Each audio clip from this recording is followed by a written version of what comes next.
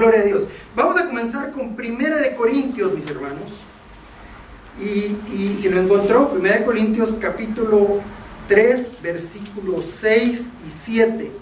Este pasaje entra dentro del contexto de diferencias dentro de la iglesia de Corinto. Pero el pasaje dice así, ¿lo encontraron, mis hermanos? Sí. Yo planté, Apolo regó, pero el crecimiento lo ha dado Dios. Así que, ni el que planta es algo, ni el que riega, sino Dios que da el crecimiento. Ese es un fundamento esencial, mis hermanos. Esencial.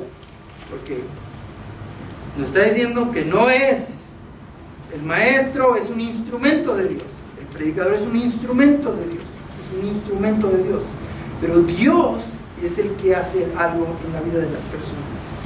Dios es el que da el crecimiento.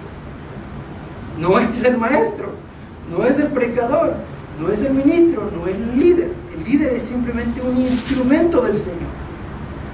Así que, ni el que planta es algo, ni el que riega, sino Dios que da el crecimiento. Este pasaje le da toda la gloria, toda la honra, todo el mérito a Dios. Y como ministros de la palabra de Dios, eso tenemos que hacer y en esa posición nos tenemos que poner, ¿verdad? Así que, si por 4 semanas usted aprende algo bueno aquí, ¿para quién es la gloria? Para Dios. ¿De quién lo aprendimos? De Dios. Por eso yo le digo, yo solo soy el facilitador, el mediador, ¿verdad? Y el hermano Alberto llegó un poquito tarde, la introducción era, mis hermanos, que en enero yo voy a compartir esto, pero si Dios nos permite en febrero, yo me voy a sentar a la banca y voy a permitir que los hermanos, personas que ministran, llenen febrero para balancear la cosa, para que no sé, el hermano Tony, ¿verdad? No nos prestemos a eso, ¿verdad? Así que Dios nos ayude, mis hermanos. Ok, hoy vamos a hablar de Esdras, un ministro de Dios. Cuenta la historia, mis hermanos, que en una guerra, la guerra de Siria, 1920, esto es después de la Primera Guerra Mundial. En esta guerra, Siria, unos soldados se estaban escondiendo en una trinchera, una antigua ciudad conocida como Dura Europos. Así se llama esa ciudad, la antigua Dura Europos. Estos soldados estaban tratando de esconder en una trinchera y lo que resultó fue que entre la arena, entre su escondite, ellos descubrieron una sinagoga, la sinagoga de la ciudad de Dura Europas. Eso fue lo que descubrieron. Avisaron las autoridades. Años más tarde, mis hermanos, cuando los exploradores llegaron allí, descubrieron y desterraron la sinagoga, descubrieron que en la sinagoga había pinturas por todas las paredes que narraban la historia bíblica. Esa imagen es precisamente una foto de esta sinagoga, donde existen todas esas imágenes que relatan la historia bíblica. Ahora, hoy en día, hubo otra guerra en Siria, por ahí del 2011, hoy en día esta sinagoga o está parcialmente destruida o completamente destruida. Esta foto es de antes de la última guerra. Y estas imágenes depictan, los que han entrado ahí a mirarlas, tomar las fotos, a proveer una explicación, depictan imágenes de la Biblia. Hay imágenes que representan los huesos secos de la profecía de Ezequiel, el profeta Elías contra los profetas de Baal en el Monte Carmelo, la historia de Moisés cuando es sacado del río, varias imágenes del relato bíblico. Y ahí también se encuentra la imagen, la pintura de Moisés junto a la zarza ardiente. Junto de esa imagen de Moisés está la imagen de otro hombre con una apariencia más refinada, una barba más corta, un vestido un poco más sofisticado, más moderno. Y en sus manos este hombre tiene un pergamino. Su nombre es Esdras. Ahora, Esdras es un personaje no tan popular en la Biblia, pero sí es importante. Para la comunidad de creyentes, Moisés es aquel siervo de Jehová que da la ley de Dios. Moisés dio la ley de Dios al pueblo. Es el dador de la ley, es el siervo de Dios que da la ley.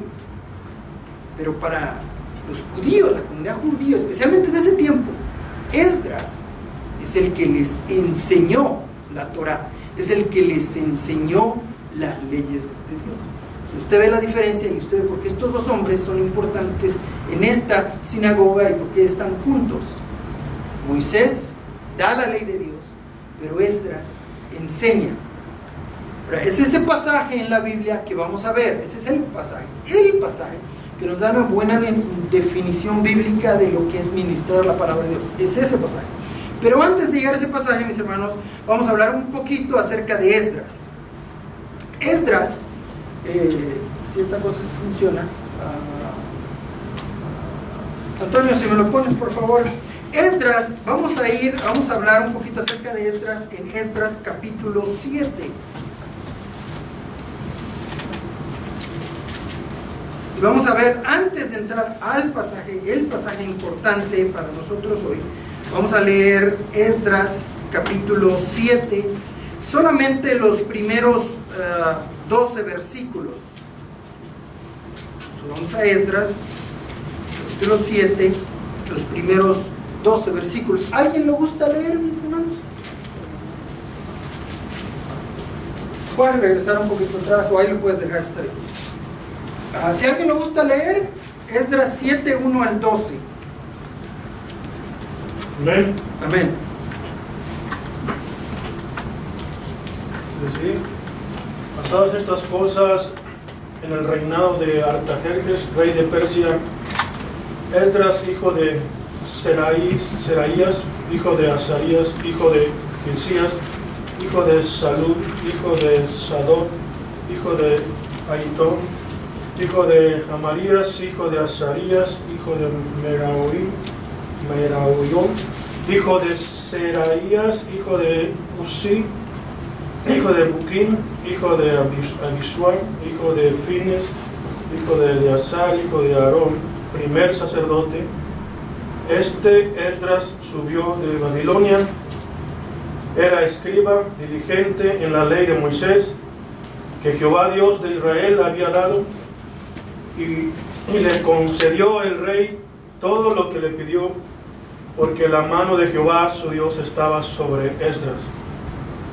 Y con él subieron a Jerusalén algunos de los hijos de Israel y de los sacerdotes levitas,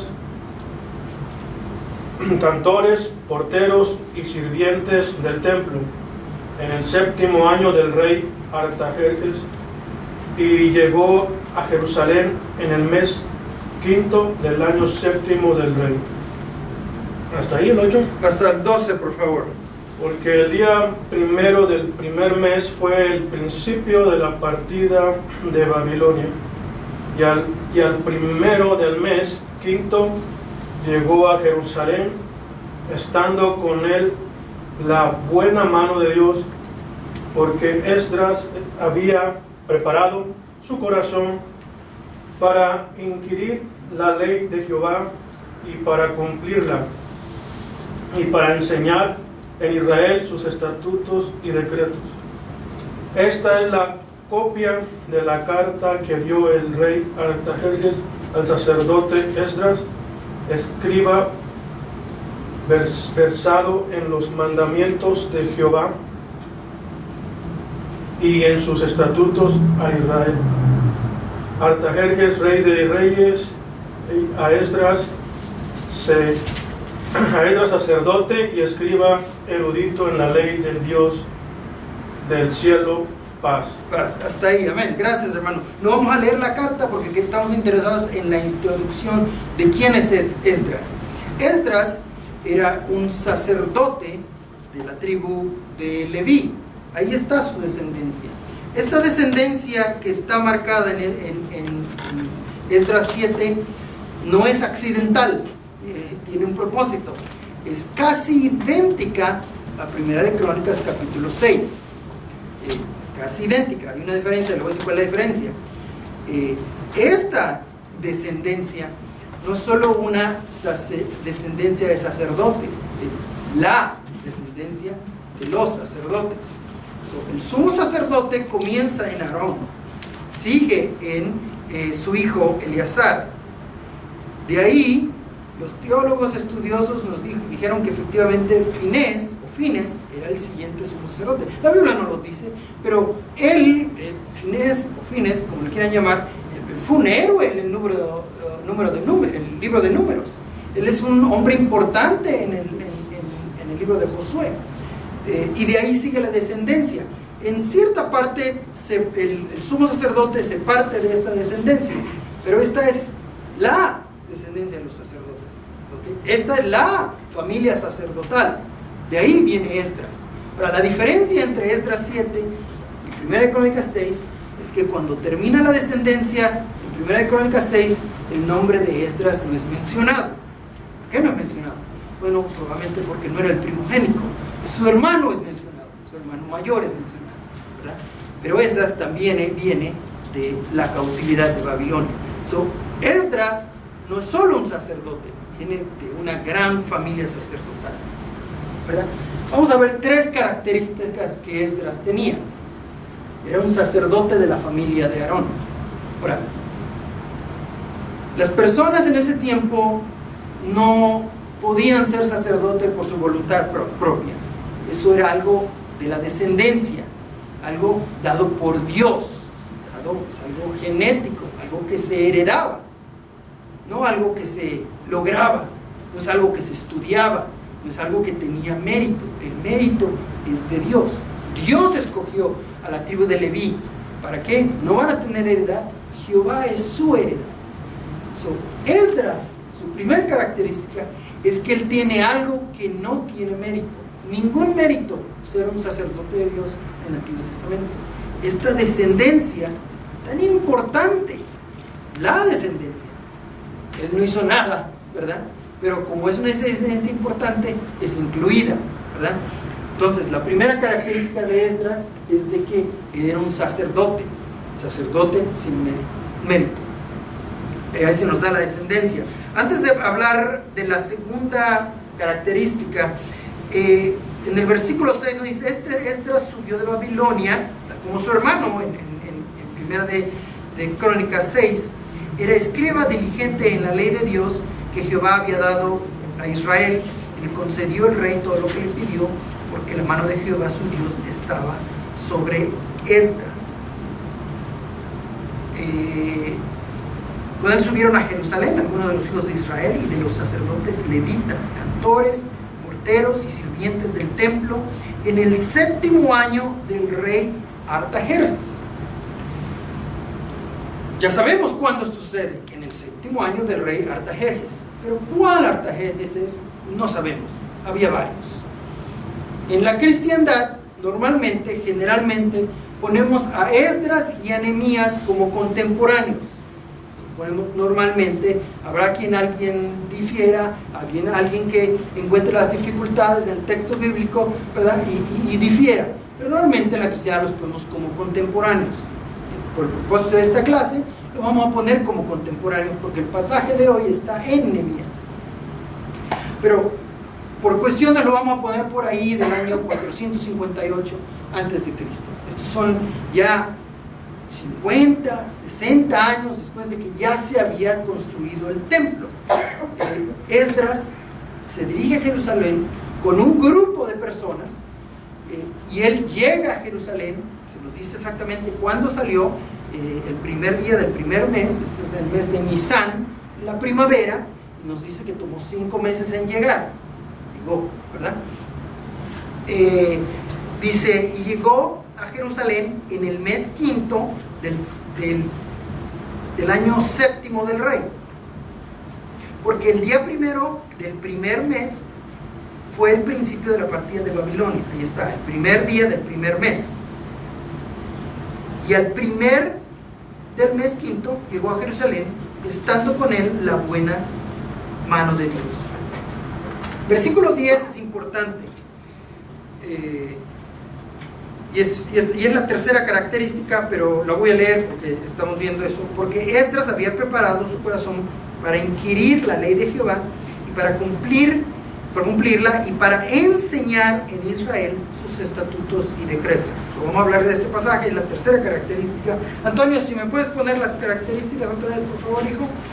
Versículo 11, esta es la copia de la carta que dio el rey Artajerjes al sacerdote Esdras, escriba versado en los mandamientos de Jehová y en sus estatutos a Israel. Versículo 12. Así es como comienza la carta. Artajerjes, rey de reyes, a Esdras, sacerdote y escriba erudito en la ley de Dios del cielo, paz. Esa es la introducción. La segunda característica de Esdras es que él era un escriba erudito en la palabra de Dios. Ahí ya hay cierto mérito y hay cierta preparación que Esdras llevó. Esdras conocía el texto bíblico, conocía la Torá, había estudiado, se había preparado. Algo que yo les he compartido es que hoy es el tiempo de prepararnos. Mañana no sabemos dónde nos va a usar Dios, no sabemos si es aquí, en otro lado, en la internet, no sabemos. Pero como Esdras propuso su corazón en prepararse, nosotros también podemos prepararnos. Entonces él era erudito, él llegó a un nivel muy alto, muy avanzado en el conocimiento de la ley de Dios. Eso es sin mérito, eso es con mérito.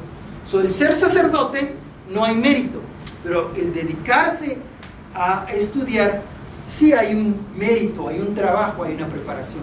Y la última característica es esa, efectivamente, que había preparado su corazón para cumplir y para enseñar la palabra de Dios al pueblo. Cuando decimos había preparado su corazón, bueno, ¿a qué nos referimos, verdad?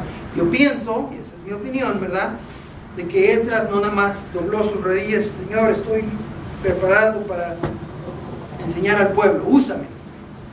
No, horas y horas y horas de ver los pergaminos, de leer escriba, de copiar pergaminos, de pasar tiempo en la palabra. Cuando dice había preparado, hay personas como yo que a eso se refiere. Había pasado tiempo en la palabra, había pasado tiempo con Dios. Entonces, esas tres características, mis hermanos, siguen estando vigentes hoy en día en la iglesia del Señor. Vamos a ver la primera característica. La primera característica es que el creyente de hoy en día, los hijos de Dios, somos sacerdotes del Dios Altísimo. Eso nos dice 1 Pedro capítulo 2. Eso podemos ir ahí. Quizá usted conozca este pasaje, 1 Pedro capítulo 2. Versículo 2, 1 Pedro capítulo 2, versículo 9, podemos leer el 10.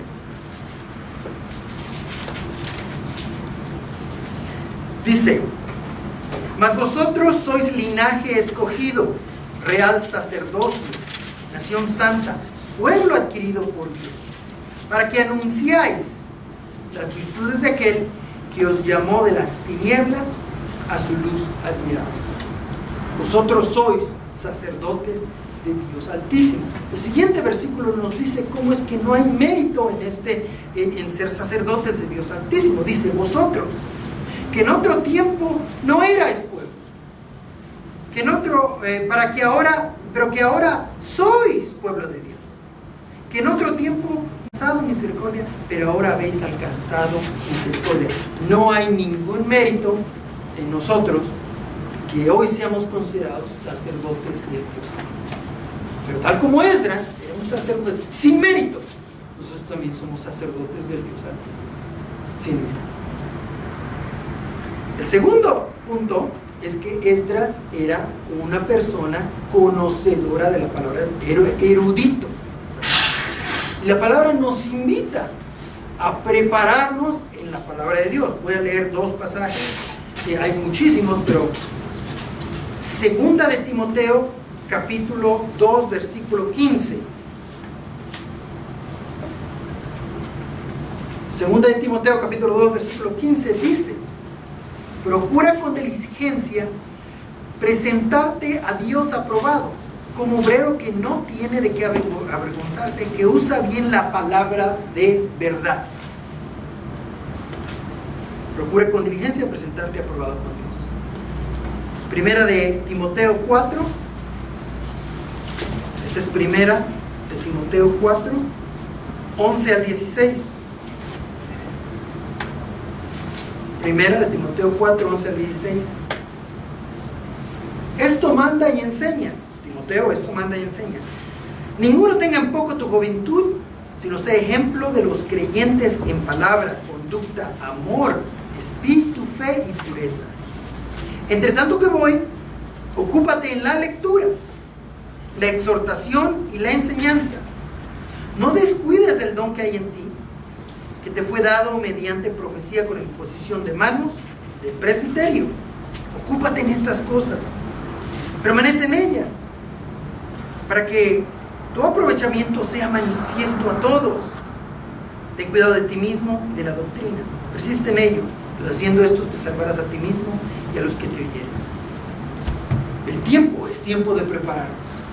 Es tiempo de prepararnos para la gloria de Dios, para que Dios nos use. Una vez usé una ilustración, y esto es una ilustración, ¿verdad? Dios es nuestro proveedor, nuestro sustentador.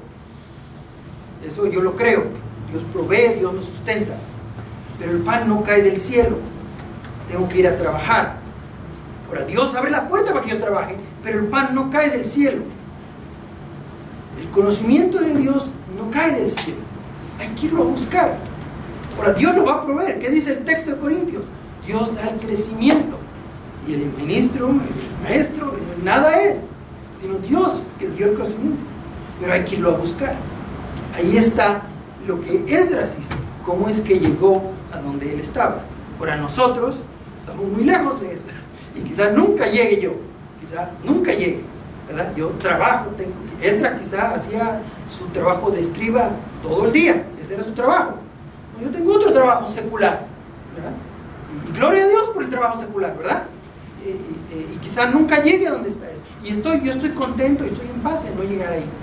Pero tengo que pasar tiempo. Dice, ocúpate de la lectura. En tanto que voy, ocúpate en la lectura de la palabra de Dios, la exhortación y la enseñanza. Ocúpate en estas cosas, permanece en ellas, para que tu aprovechamiento sea manifiesto en Dios. La última característica también está vigente en nosotros, hermanos. Tenemos que preparar nuestro corazón para hacer estas cosas. Preparar nuestro corazón, tener ese deseo, esa pasión, ese anhelo de, primero, cumplir. Eso es lo que Esdras hizo, ¿okay? Esdras no era uno de estos predicadores que predica una cosa y vive otra, ¿verdad? Debemos preparar nuestro corazón para conocer la voluntad de Dios, para cumplir. Cometemos errores, todos cometemos errores, todos nos vamos a equivocar. Y para enseñar la palabra de Dios al pueblo y también allá afuera, mis hermanos. Amén. Estas tres características del sacerdote de Esdras están vigentes en la iglesia de hoy, en todos nosotros, que Dios nos está llamando al servicio, ¿verdad? Hay personas que Dios les ha llamado, hay personas que Dios les va a llamar, y hay personas que Dios los está llamando para que sean partícipes. Hermanos, créanme que lo pueden hacer, ¿verdad? Yo algún día tuve 18 años y me temblaban las piernas, ¿verdad? Pero lo podemos hacer. ¿Por qué? Porque Él es el maestro, porque Él es el que da el conocimiento. Uno es solo el instrumento. Amén. Así que Dios afina sus instrumentos, Dios equipa sus instrumentos. Amén. Ok, ahora sí, ya que sabemos quién era Esdras, ya sabemos un poquito más de él,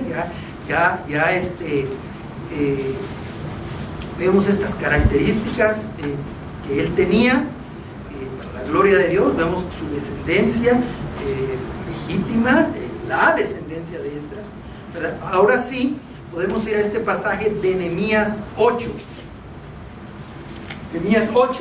Nehemías 8 es el pasaje, mis hermanos, que yo en lo personal considero que nos da una definición bíblica de lo que es ministrar la palabra. Ahora, usted va a encontrar unas diferencias entre esta ministración y la ministración de hoy.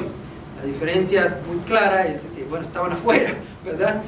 Pero va a haber ciertas diferencias, ¿verdad? Pero me voy a enfocar en ciertas cosas. Pero primero vamos a leer el pasaje. Nehemías capítulo 8. Déjenme le preparo la historia. Esdras recibe esta carta y sale en el primer día del mes, ¿verdad? El mes de Nisan, la primavera, le toma 5 meses en llegar de donde estaba, ¿verdad? En Babilonia, a Jerusalén, 5 meses, ¿verdad? Eso es lo que tenía que hacer. El equilibrio de Esdras nos dice todo esto. Y en el 7º mes, mis hermanos, en el 7º mes, ocurre esta asamblea. Es Nehemías capítulo 8. Esta es la asamblea, este es el pasaje. Ahora sí, vamos a leerlo. Dice, Nehemías capítulo 8, dice, y se juntó todo el pueblo como un solo hombre en la plaza que está delante de la puerta de las aguas. Y dijeron a Esdras, el escriba, que trajese el libro de la ley de Moisés, la cual Jehová había dado a Israel. Y el sacerdote Esdras trajo la ley delante de la congregación, así de hombres como de mujeres y de todos los que podían entender, el primer día del mes 7º. Y leyó en el libro delante de la plaza que está delante de la puerta de las aguas, desde el alba hasta el mediodía, en presencia de hombres y mujeres y de todos los que podían entender. Y los oídos de todo el pueblo estaban atentos al libro de la ley. Y el escriba Esdras estaba sobre un púlpito de madera que habían hecho para ello. Y junto a él estaban Matatías, Sema, Anías, Urías, Hilcías y Maasías, y a su mano derecha y a su mano izquierda Pedaías, Misael, Malquías, Hasum, Asbadana, Zacarías y Mesulam. Y abrió pues Esdras el libro a ojos de todo el pueblo, porque estaba más alto que todo el pueblo. Cuando lo abrió, todo el pueblo estuvo atento. Bendijo entonces Esdras a Jehová, Dios grande, y todo el pueblo respondió, amén, amén, alzando sus manos, y se humillaron y adoraron a Jehová, inclinados a tierra. Los levitas, Jesúa, Baní, Serebías, Jamín, Acub, Sebatai, Odías, Masías, Kelita, Azarías, Josabed, Anán y Pelaía, hacían entender al pueblo la ley, y el pueblo estaba atento en su lugar, y leían en el libro de la ley de Dios claramente, y ponían el sentido, de modo que entendiesen la lectura. Y Nehemías, el gobernador, el sacerdote Esdras, escriba, y los levitas que hacían entender al pueblo, dijeron a todo el pueblo, día santo es a Jehová nuestro Dios, no os entristezáis ni lloréis, porque todo el pueblo lloraba delante de las palabras de la ley. Luego les dijo, id, comed grosuras y bebed vino dulce, y enviad porciones a los que no tienen nada preparado, porque día santo es a nuestro Señor. No os entristezcáis, porque el gozo de Jehová es vuestra fuerza. Los levitas, pues, hacían callar a todo el pueblo, diciendo, callad, porque es día santo, y no os entristezcáis. Todo el pueblo se fue a comer, y a beber, y a obsequiar porciones, y a gozar de grande alegría, porque habían entendido las palabras que les habían enseñado. 12 versículos, hay mucho aquí, pero quiero aterrizar en la manera en que estas personas lo hicieron. El escriba Esdras leía la palabra de Dios, el pergamino. El pueblo no tenía pergamino. Ellos estaban en Jerusalén, él llegó, él trajo la ley de Dios. Por eso le digo que la sinagoga de los judíos, ellos consideran Esdras el que les enseñó la ley de Moisés, la ley de Dios. Leía la palabra de Dios. Y tenía levitas, personas que daban el entendimiento al pueblo. Pero hay varias interpretaciones de esto, no quisiera meterme en muchas tecnicalidades. Hay personas que piensan que el pergamino estaba en otro idioma que ellos no entendían, que les tenían que traducir. El texto no dice eso, ¿verdad? Hay personas que dicen que cuando le daban el sentido y leían claramente, es que ponían mucha atención en las comas y en las pausas. Los pergaminos entonces no tenían los signos de ortografía que tienen hoy en día, ¿verdad? La palabra que yo uso es que ellos le daban el significado de lo que él leía al pueblo, ¿verdad? El pueblo. Esa es la manera de enseñarse. Y al final el pueblo nos dice que porque habían entendido las palabras que les habían enseñado. Este pasaje, para el servidor, es el pasaje que nos da una definición bíblica de lo que es ministrar la palabra. El sacerdote Esdras, el escriba Esdras, leía la palabra de Dios. Proclamaba la palabra de Dios. ¿Qué es proclamar? Para proclamar la palabra de Dios se necesitan dos personas. Cuando usted y yo leemos nuestra Biblia en nuestra casa, pues la leemos ¿verdad?, en voz baja, ¿verdad?, en silencio, ¿verdad? Pero cuando alguien proclama, es que le está diciendo a otra persona. Ahora, la palabra proclamar no está en el texto. Yo deduzco esta palabra de lo que ellos estaban haciendo, ¿verdad? Ellos le decían al pueblo el significado de lo que el sacerdote Esdras estaba leyendo, ¿verdad? En el versículo 8, leían el libro de la ley de Dios claramente y ponían el sentido, de modo que entendiesen la lectura, ¿verdad? Les estaban explicando. De ahí sale esta frase de la predicación expositiva, ¿verdad? La exposición, la palabra exposición significa explicación, ¿verdad? No significa ir versículo por versículo. Eso está bien, es bueno, pero exposición significa explicar. Eso era lo que ellos estaban haciendo. Leían la palabra, proclamaban en voz alta la palabra, explicaban la palabra y enseñaban la palabra. El resultado era alegría. Habían entendido la palabra de Dios, ¿verdad? Habían entendido la palabra de Dios. Esto es para decirles, mis hermanos, que la administración de la palabra de Dios nunca nace de la mente de un ministro o de una ministra. Nunca nace del texto bíblico. De ahí sale la administración, el mensaje de Dios. Nunca sale de la mente de esta persona, sale de aquí. De aquí es de donde sale. Nunca sale de un libro teológico o de un comentario bíblico o de una enciclopedia bíblica. De ahí no sale el mensaje. El mensaje de aquí. Esas son herramientas útiles, ¿verdad? Útiles, son herramientas, pero el mensaje sale de aquí. El mensaje nunca sale de la internet. Hay cosas buenas en la internet, hay cosas no buenas en la internet. El mensaje sale de aquí. Nunca sale de un video de YouTube. De ahí no puede salir el mensaje. El mensaje tiene que salir de aquí. De aquí es donde sale. De aquí es donde sale. Vamos a establecer lo obvio. Vamos a establecer lo obvio. Si yo tuviese que dar una administración de Esdras capítulo 8, un título, podemos darle cualquier título, pero un título que le podría yo dar a la enseñanza, al estudio, a la predicación, ministrando la palabra de Dios. Sabemos que en los capítulos bíblicos hay muchas enseñanzas, ¿verdad? Si fuéramos a los evangelios, ¿verdad? Y nunca nos cansamos de darle diferentes títulos, diferentes, ¿verdad? Sentido a los capítulos. Pero esta vez yo le diría ministrando la palabra de Dios. ¿Cuál sería el mensaje de Dios en esta? Bueno, yo diría que tenemos que leer la palabra. Sale de aquí lo estoy sacando. Hay que leerlo, hay que proclamar la palabra. Y aunque la palabra proclamar no está en el texto, les estoy diciendo lo que ellos hacían. Leían en voz alta el libro de la ley de Dios. Solo tenemos que proclamar la palabra del pueblo de Dios en la iglesia y también afuera, ¿verdad? No hemos tenido la oportunidad de afuera. Proclamar la palabra de Dios. Eso es ministrar, leer, proclamar, explicar, darle el sentido, ¿verdad? Versículo 8 es clave, mis hermanos. Leían el libro de la ley de Dios claramente y ponían el sentido de modo que entendiesen la palabra. Se requiere dar una explicación. Y por último, enseñar la palabra.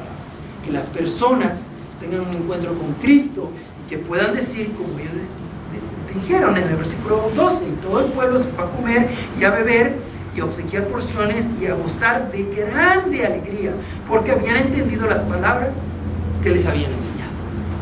Amén, mis hermanos. Estamos estableciendo lo obvio, de que tenemos libros, sí, tenemos libros. Los usamos, claro que los usamos. De que vamos a la internet. ¿De dónde cree que usted ya agarré esas imágenes? De ahí las agarré de la internet. Pero el mensaje, el punto, sale de aquí. Tiene que salir de aquí, ¿verdad? Tenemos una gráfica, Antonio, no sé si tenemos una gráfica. ¿Cómo vamos de tiempo, mis hermanos?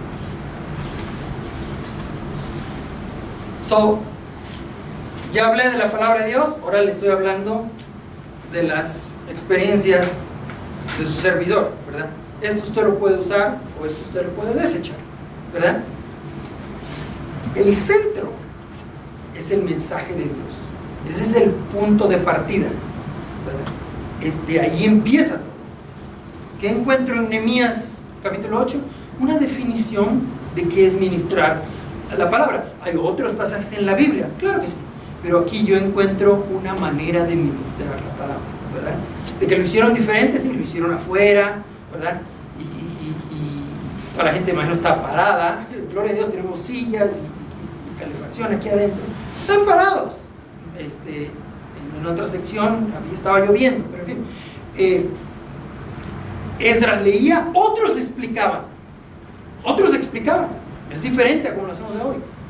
Pero el mensaje de Dios, el centro que estamos sacando, es cómo ministrar la palabra de Dios de acuerdo a lo que ellos nos enseñan, de acuerdo a lo que ellos hicieron, de acuerdo a cómo lo hicieron.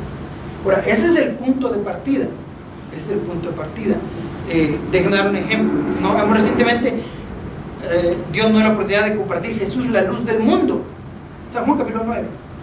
¿Cuál era el punto de ese mensaje? Jesús es la luz del mundo. Ese es el mensaje de San Juan capítulo 9. Ese es el mensaje. Y usted no me tiene que incomodar de si el mensaje está muy cortito, hermano, necesitamos 45 minutos y Jesús es la luz del mundo. Ese es el centro de... Ese es el mensaje. Todo lo demás, mis hermanos, todo lo demás solo sirve para apuntar al mensaje de Dios. Solo sirve para apuntar el mensaje de Dios. Podemos usar una ilustración, un ejemplo. Les hablé del pan, ¿verdad? Que el pan que Dios nos da no cae del cielo. Aquí lo va a buscar. Pero Dios nos da la oportunidad, la provisión de encontrar trabajo. Por eso que le estoy diciendo, no está en la Biblia. No está en la Biblia, no está en la internet, no está en un libro. Yo me lo inventé, ¿verdad? Pero es una ilustración, es un mensaje. No es el mensaje de Dios. No es el mensaje de Dios. El mensaje de Dios es este. ¿Cómo ministrar la palabra? Leer, proclamar, explicar, enseñar. Ese es el mensaje, porque sale de aquí. El ejemplo, la ilustración, la historia, la anécdota, no es el mensaje de Dios, pero sirve para apuntar a una enseñanza. La exposición es la explicación, ¿verdad? Es la explicación. Es tratar de pintar esta imagen que ustedes puedan ver al sacerdote de Esdras en un día, en un púlpito de madera, explicando, enseñando, ministrando la palabra de Dios. Para poder explicar eso, por eso llegamos desde toda esta introducción de la sinagoga. Bueno, eso es la introducción, ¿verdad? Una introducción. ¿Es esa introducción la palabra de Dios? No. Pero es una introducción a un estudio, a una prédica, a una administración, ¿verdad? Y tiene como propósito apuntar al mensaje de Dios. Ese es el propósito. Porque si no apunta hacia el mensaje, pues probablemente salga de sobra, ¿verdad? De la ilustración, la introducción, la explicación. Tenemos la aplicación. ¿Qué es la aplicación? Bueno, ¿qué es el uso de esa enseñanza? El uso, ¿verdad? Establezcámoslo, ¿cuál es el uso? ¿Verdad? De cuando ministramos, ¿verdad? Hacemos cosas extremadamente parecidas, similares, que hacía Esdras y los siervos de Dios. Leer la palabra de Dios. Ahora, lo hacemos, ¿verdad? Leer la palabra de Dios. Proclamar el mensaje de Dios. No voy a hablar de estilo, por estas 4 semanas no voy a hablar de estilo. El estilo es algo personal y respetable, y yo soy el último en querer enseñar o criticar estilos, ¿verdad? Pero una de las cosas que ustedes probablemente noten de mí es que si yo voy a predicar de la luz del mundo, y siento pena decírselo, pero yo, la luz del mundo, y la luz, como 10 veces en 45 minutos le voy a decir que soy la luz del mundo, ¿verdad? Jesús es la luz del mundo. Jesús es la luz del mundo, ¿verdad? Jesús es la luz del mundo. Estoy proclamando que Jesús es la luz del mundo, ¿verdad? Ahora, esa es parte del estilo. El mensaje de Dios, el punto, el centro de partida, no lo tenemos que compartir 10 veces en 45 minutos. Yo así lo he hecho, ¿verdad? Yo así lo he hecho. Y quizá personas digan, el hermano dijo muchas veces que Jesús era la luz del mundo. No, para la gloria de Dios, porque es lo que dice, ¿verdad? Pero la aplicación es el uso. ¿Qué nos está mandando Dios? ¿Qué nos está enseñando a hacer? Leer, proclamar, explicar, enseñar, para que las personas que nos visitan salgan de aquí con alegría. Yo entendí lo que se nos enseñó. ¿Y para qué? Para la gloria de Dios. Porque Dios es el que da el conocimiento, Dios es el que da el entendimiento, Dios es el que da el crecimiento. No fue la persona que se paró aquí arriba, ¿verdad? Hermano, todo muy bonita su gráfica, pero no fui yo, no es yo, es el Espíritu de Dios, es el Señor, ¿verdad? Él es el que tenemos que dar la gloria a Él, ¿verdad? Cuando, bueno, imagino que la comunidad judía, al ver un retrato de Esdras, ¿verdad?, lo estaban halagando o honrando, ¿verdad? Pero usted puede entender cómo la comunidad cristiana queremos recibir una enseñanza y darle la gloria a Dios, que pudimos entender el mensaje de su palabra, amén. Quiero preguntar si hay alguna pregunta, algún comentario hasta aquí donde vamos. ¿Alguna pregunta, algún comentario? Esto se mira muy difícil. No es nada difícil, mis hermanos, porque Dios es nuestro maestro, porque Dios es el que nos equipa, porque el Espíritu es el que nos ayuda y es el que nos guía, ¿verdad? Lo único que tenemos que es preparar nuestro corazón, ¿verdad? Y decir, voy a pasar tiempo con Dios, voy a pasar tiempo con su palabra, ¿verdad? Y no la entiendo, pero gracias a Dios hay unas guías, ¿verdad?, que nos ayudan. Pero la guía no es el mensaje está aquí, ¿verdad? Este es el mensaje, pero la guía nos ayuda. Amén, mis hermanos. ¿Alguna pregunta, algún comentario antes de seguir al siguiente punto? Ok, vamos a seguir al siguiente punto.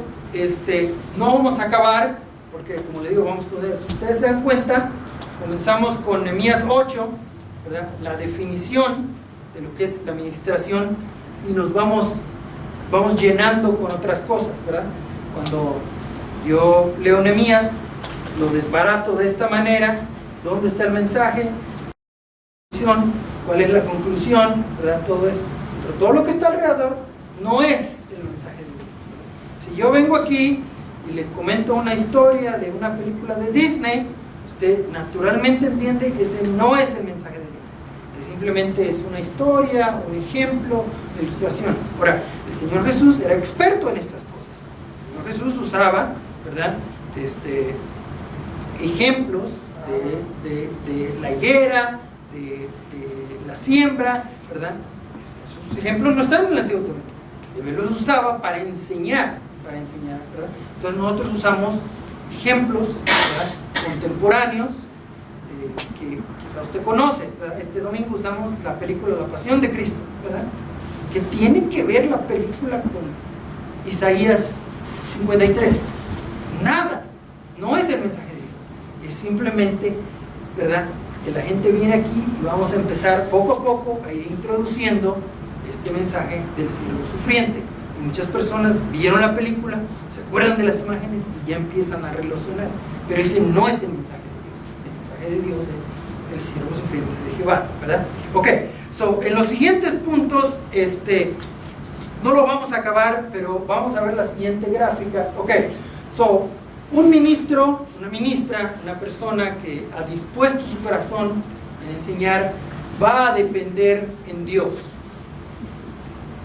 El ministro ora, el ministro lee la palabra, el ministro estudia, el ministro escribe.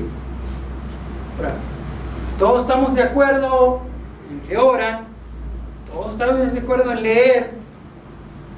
No todo el mundo estudia, mucha gente les gusta enseñar, pero no siempre estudian, y muchos menos escriben.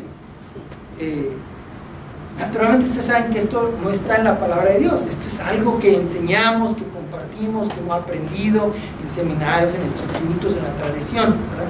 Esto usted lo puede usar, usted lo puede desechar. Yo le estoy guiando de que un ministro ora. Vamos a ver un pasaje en Hechos 6:4. Hechos 6:4. Y estamos en los últimos 8 minutos hoy, mis hermanos. Hechos 6:4. Y déjeme compartirle, si usted quiere copias de esta pequeña estudio, yo le puedo dar copias, así usted tiene la información. Hechos 6:4. Si alguien, hermano pastor, ¿por qué no nos los lee, hermano, por favor? Hechos 6:4. Y nosotros persistiremos en la oración y en el ministerio de la palabra. Amén. Este pasaje tiene como propósito enseñarnos la elección de los diáconos en la iglesia del Señor. Y hay un pequeño problemita, pero los apóstoles están diciendo que su labor principal era la oración y la palabra. Imagino que hacían otras cosas, evangelizaban, hacían otras cosas, pero la labor principal del apóstol era la oración y la administración de la palabra. En Isaías 55:11 tenemos este pasaje famoso, dice: así será mi palabra que sale de mi boca, y no volverá a mí vacía, sino que hará lo que yo quiero y será prosperada en aquello para que la envíe. El ministro, la ministra, la persona que comparte, comienza siempre con la oración. Antes de escribir una nota, antes de leer nuestra Biblia, antes de leer el comentario bíblico, antes de correr a Google, tenemos que comenzar con la oración. Con decir: ya sé, ahora ya sé, o ya lo sabía, que tú eres el que das el conocimiento. Dios, por favor, me das el conocimiento. Tú das el entendimiento. Úsanos para tu gloria. Úsanos para tu gloria. Quiero terminar con esta pequeña ilustración hoy en esta noche, que espero no les ofenda. Estas son cosas que yo he aprendido en los golpes del ministerio. Pero hace algún tiempo tuve una conversación con un hermano, un buen hermano, no en esta iglesia, estaba yo viajando, estaba por el sur de California, y el hermano me dijo que por primera vez le dieron la oportunidad de compartir la palabra en el ministerio de varones. Y el ministro en la ocasión le dijo: no, tú puedes, el Señor te va a dar palabra. Entonces él dice: pues fui un poco con miedo, con pena. Me dice, me paré frente, abrió mi Biblia y dije: el Señor me dio palabra, ¿verdad? Me dio palabra. Entonces la implicación, lo que estaba explicando, ¿verdad? Que él fue, separó un grupo de varones, abrió su Biblia, compartió, y el Señor le dio palabra. Yo le dije: hermano, yo hago lo mismo.